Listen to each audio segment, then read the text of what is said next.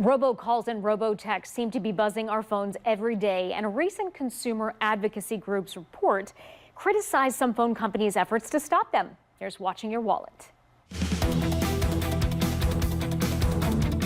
Technology companies are constantly looking for new ways to innovate, and that includes fighting off bad actors. So which phone companies are taking action to block robocalls and robotexts?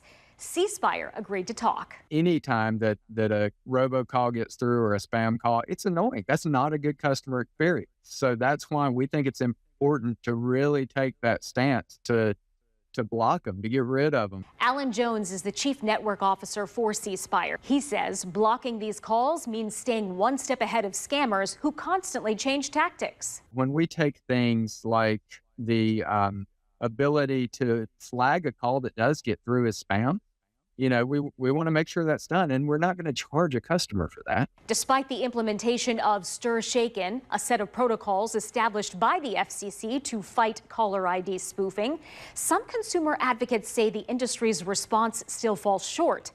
Research from the Public Interest Research Group, or PIRG, found that half of the nation's largest phone companies received Ds or Fs for their robocall protections. In that report, C Spire received an F. PIRG says C Spire did respond to its questions, but not until 3 weeks after that report was released.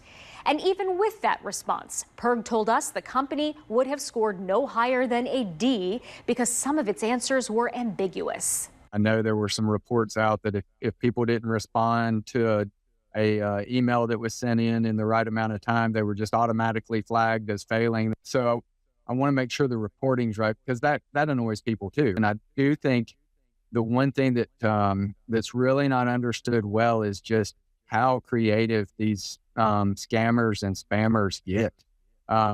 They pop up as new companies. The creativeness to launch a new company strictly for the ability to make these kind of robocalls and spam calls is just, it's insane what a person will do to be a bad actor. One thing Jones says their company is leaning on: artificial intelligence. It is a major piece and a major force for our company. If you've got a system that can use machine learning, can use AI to better track and to better identify, it can identify something a whole lot faster than we can. Jones says if you're getting bombarded with robocalls or robotexts, don't just ignore them. Report those numbers to your phone company and to the FCC.